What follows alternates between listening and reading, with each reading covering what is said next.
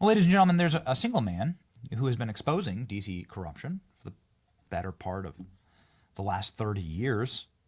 He started with the last president who pardoned his family member. That would be Bill Clinton pardoning his brother-in-law, a man who's been a thorn in Bill Clinton's side, and a man who's been calling out the Biden crime family corruption and is experiencing great vindication today. The great Tom Fitton joins the program live now from Judicial Watch.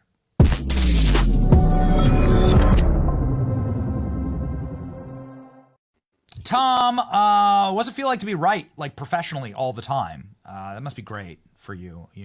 Your stock portfolio must be going bananas right now. If you're this right about what the fabric of the country is and the political landscape, then dude, you got to go with me to a casino sometime. Well, you know, one of the reasons, Benny, I'm always outraged is because I'm always wrong. Because believe it or not, I believe people should be able to do the right thing, and they will do the right thing. And I'm always wrong about that, right?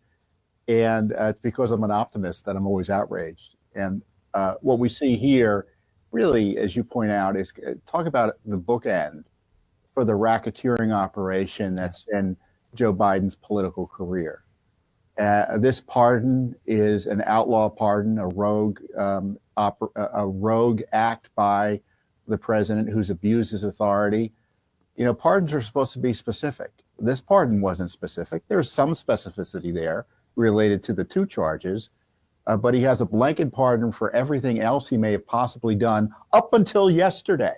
For all we know, he was doing coke in the White House yesterday, and he would have been pardoned for that under this theory of the pardon that Biden obviously didn't write. As far as I'm concerned, this was a self-pardon by Hunter Biden, written by Hunter's lawyers, signed on by a demented, senile president.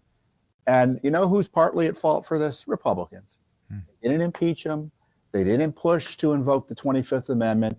And so when you have someone like this in office, you can expect this type of abuse of power and corruption, because he's not the one doing it, and not that he would be honest if he were, but there are other factors in play here behind the scenes that I hope the next administration spends a lot of time investigating, because you can be sure Judicial Watch will.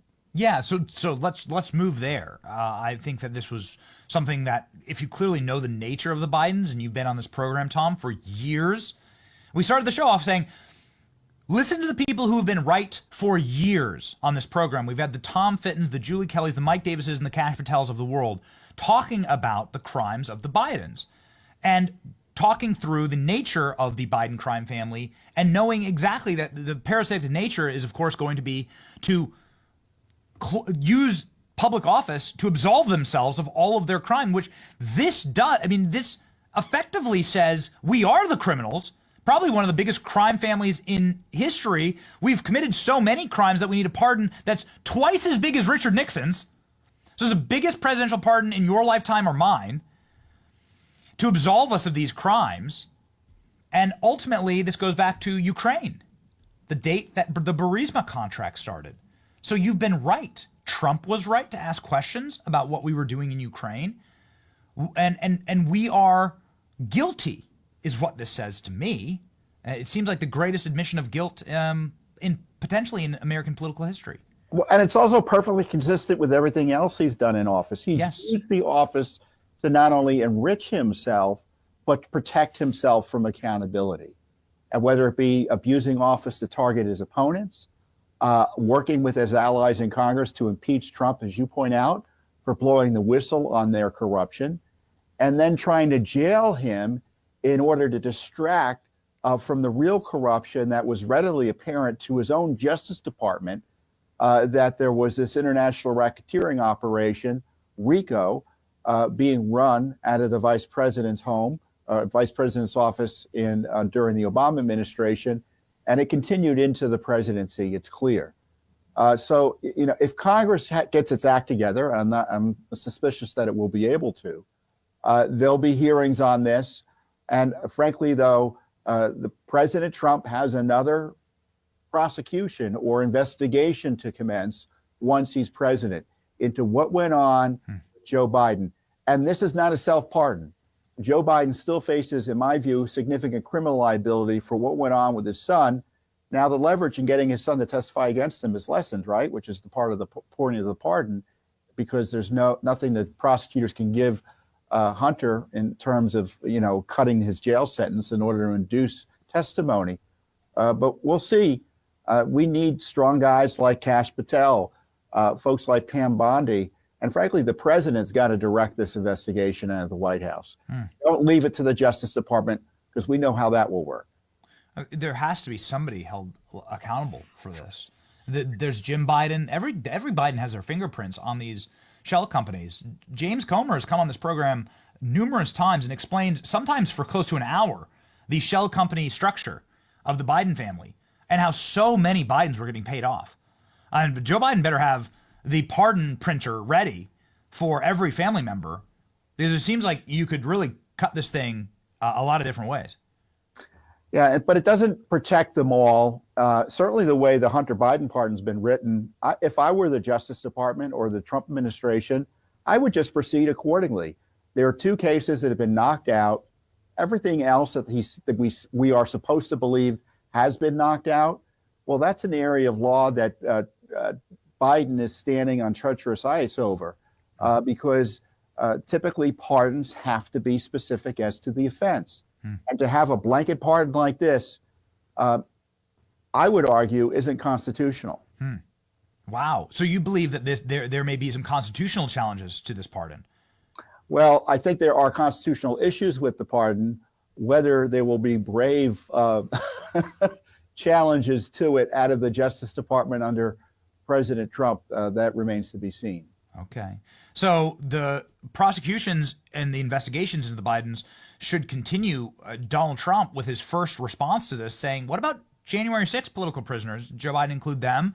Do you think this is a telegraph of Donald Trump saying he will be pardoning J6 political prisoners? And Tom, what's your take on that? And more importantly, does this make it easier for Donald Trump to do that? We'll talk about selective prosecutions, right? The January 6th defendants are all the target of a corrupted Justice Department. Not one of them was honestly prosecuted, as best I can tell, in the sense that whatever alleged crimes they did or were convicted of, it was the result, that process was the result of bad faith political decision-making by the Justice Department that, in my view, doesn't hold up in terms of the standards of justice Americans expect from the Justice Department. So every single one of them should be pardoned.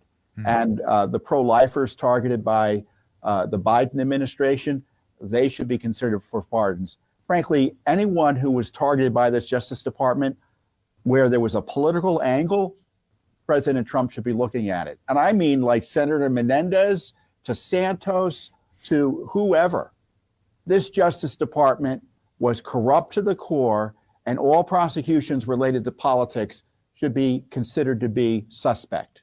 Wow. So and it does seem like Donald Trump is making that play now. And what would be the system that would be in place there? So would Donald Trump on day one, could he just pardon J6 defendants in a similar blanket, in a similar pardon style? How would that operate, Tom? What would the mechanisms of that be? Well, that's a good question, because I was thinking about that today because of what Biden had done. Looking at the history of pardons, there's there is precedent for just a mass pardon of anyone involved in January 6th, and they don't need the specificity other than offenses related to January 6th. And I think he might be able to do that with one document. The lawyers around him are probably going to want him to have him sign 1,500 documents, right? Plus a mass amnesty for anyone else that the Justice Department hasn't gotten around to prosecuting. So it can be done, I think, relatively quickly. It doesn't take the government long, unless they are stalling and engaging in sedition, which you can't rule out from the holdovers in the Justice Department and the nasty liberal Democrats who disguise themselves as career civil servants in the Justice Department. But it's going to be work, but it can get done.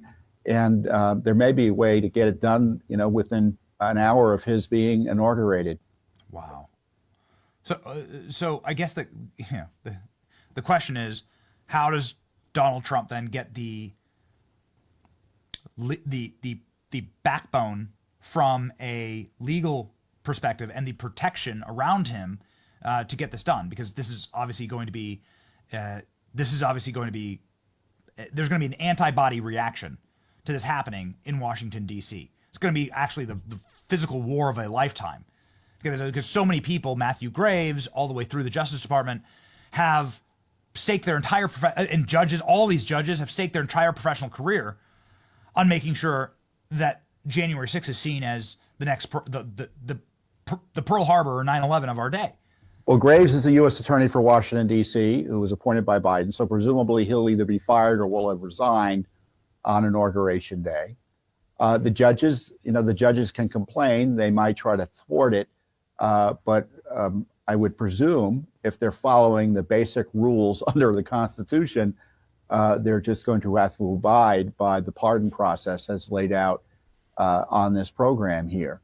And one thing he can do initially is to order the Justice Department to cease all prosecutions of the January 6th defendants. Can he order their release short of a pardon? I don't know. I mean, if I were a lawyer or if I were around Trump, I'd be asking all sorts of questions in terms of creatively ensuring that these folks are freed.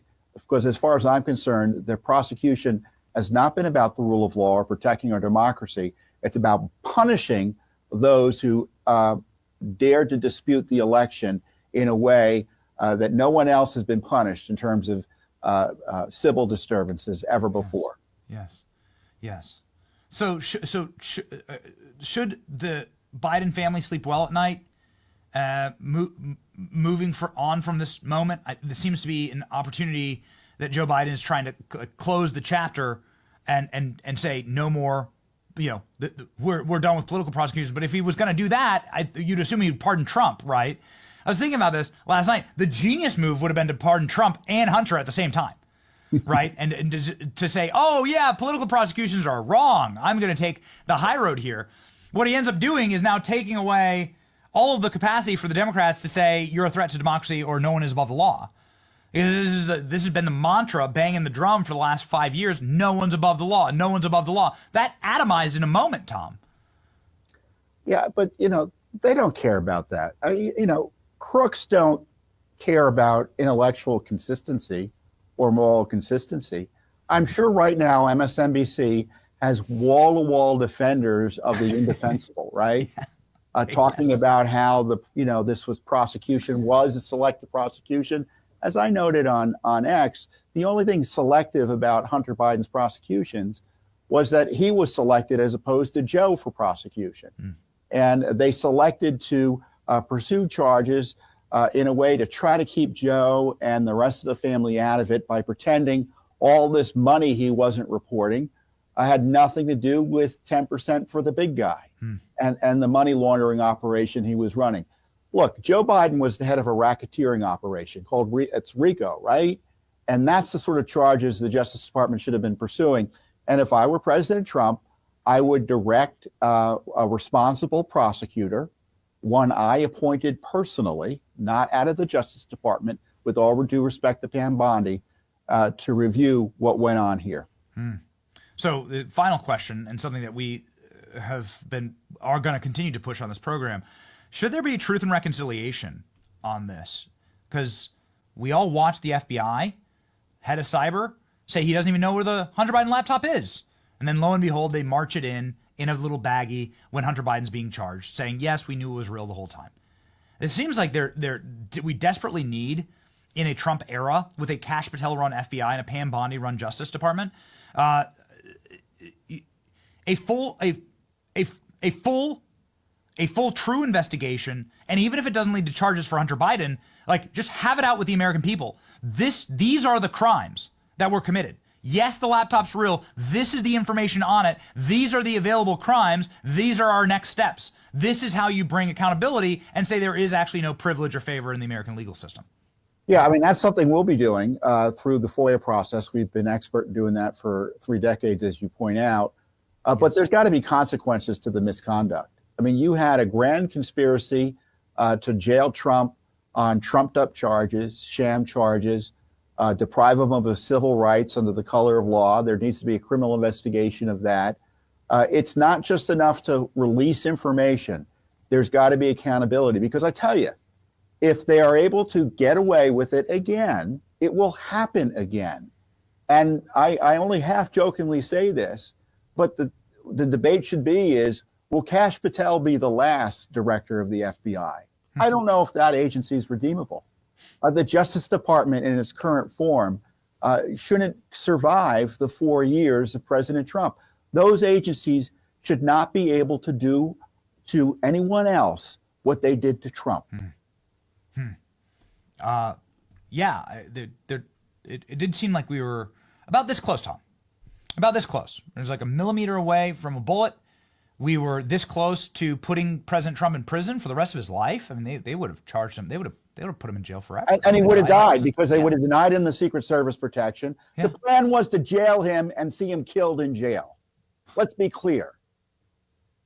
So FOIA is great, but we need serious criminal investigations and prosecutions. Yes. This Justice Department can't do it. This FBI can't do it. And the challenge for Trump is to figuring out how to get it done in a way that the American people are assured that justice is finally being fairly administered in this god-awful city. You want to talk about a man who has fought the darkness. This is Tom Fitton. You go and you follow him right now. 2.8 million followers on X. The reason why Tom is so popular is because he has been the first man through the wall.